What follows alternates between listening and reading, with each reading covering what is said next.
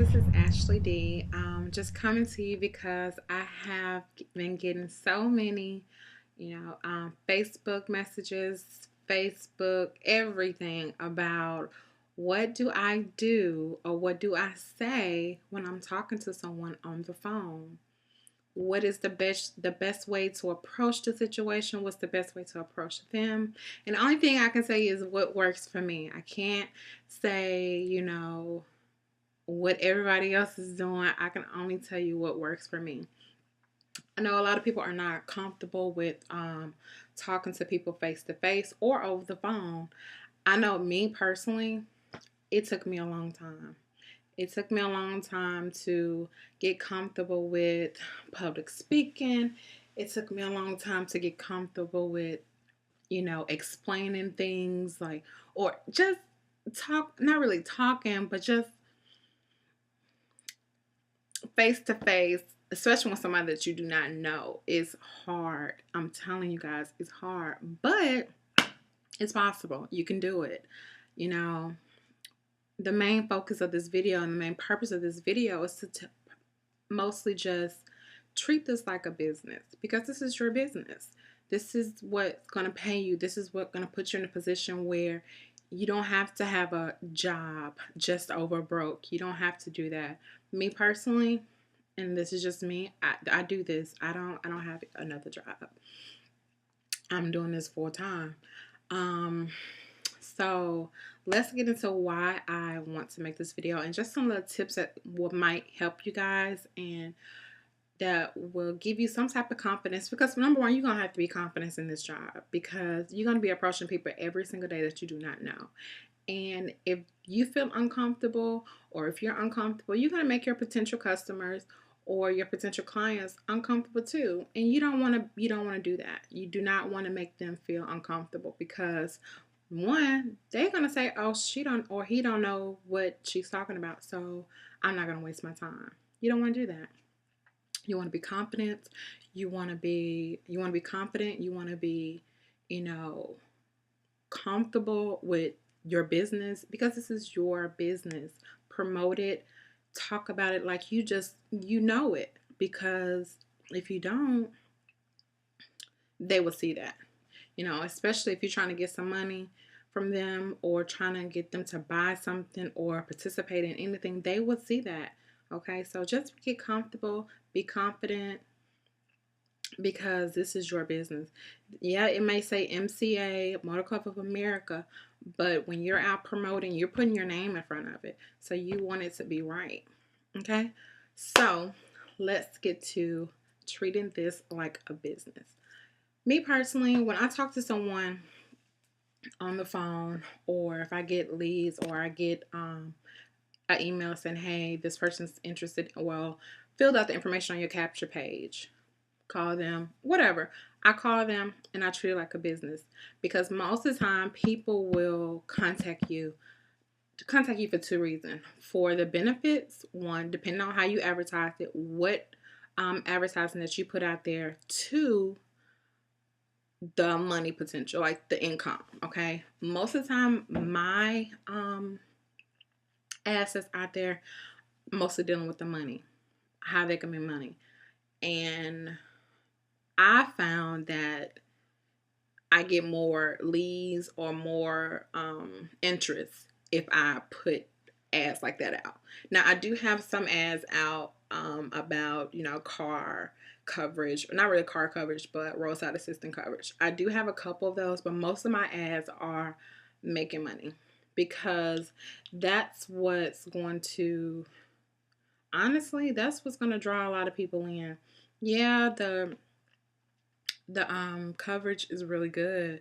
The roadside assistant coverage is really good. I have it, like I told you guys before. I have it, pretty much my whole family have it. So yeah, they're pretty good. But what drives it for me and for the people that I've talked to, they're all about making money. And it's easy money, so why not? So I do it just like I'm running a business. If you ever been in a position where you have to interview somebody or if you were in a position to interview somebody or a supervisor, you pretty much would know, you know how to, talk to people, you know how to interview people. And so what I have,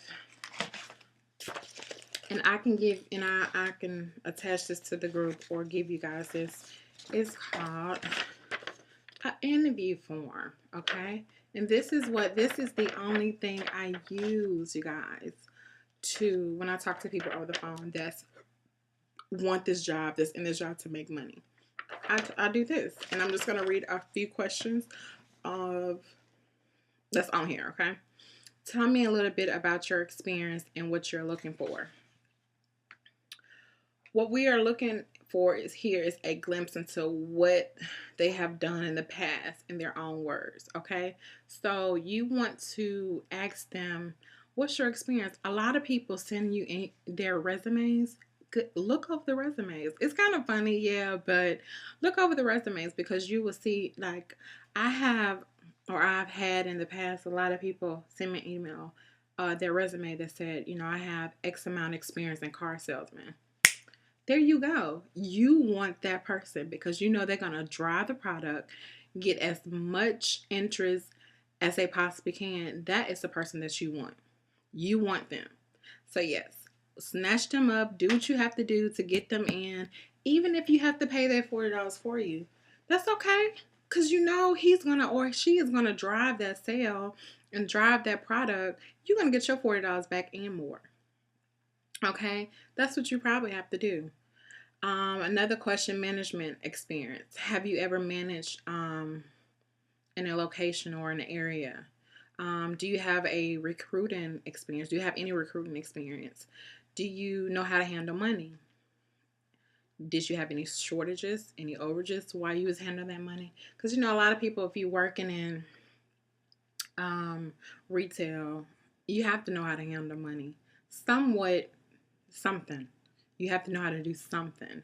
And so that can be a really good skill to have, because I know a lot of people not comfortable with handling large amounts of money, but some people are. So you want that also. How many people have you managed is another question that's on here. You want to know their leadership skills. You want to know what type of skills do they have that will benefit your team and to benefit them also. Because if you just have that person just pretty much just dependent on what other people will do or what other people bring in, I totally believe that to learn how to lead, you need to first know how to follow. Okay? That's with anything, because if they're not a team player, it's not going to work, But yes, you want to know if they're able to lead, if they're able to manage, if they're able to, express some type of leadership capabilities, something. You want to know something. Where did your team rank in the company? You really don't have to ask that. It's just all depends on team. Like I said, I'm going to send out a copy of this to you guys, and this might help. Work ethics. You want to know their work ethics. You have to, because you do not want to be on a team with someone that's in it for themselves. And I think that's what a lot of people, when they think of MCA or looking at these really big people that's out there that's making all this money, are they helping their team? Are they doing everything that they can to possibly help their team? I don't have a big team myself, but I try to do everything I can. I send out packages, I send out emails, I send out this and I send out that to help them and to hopefully get their sales up or do whatever. Just help them, let them know that you are there to help them. So their work ethic, know their work ethic, And I'm not saying you will have to turn them down if you think they don't have good work ethics, but that's something that you can possibly teach them or express to them, hey, you can't really all be in this all for yourself. This is a team effort. We're trying to do this together, okay? How many days missed for illness or other reasons? It's really not important because this is at home, If you don't feel like doing it that day or that week. I know me personally, last week, I didn't do anything. I didn't do anything. Today is Friday. I got 2 people today. So I was off about about almost 2 weeks, and I just really did doing it because I had so much.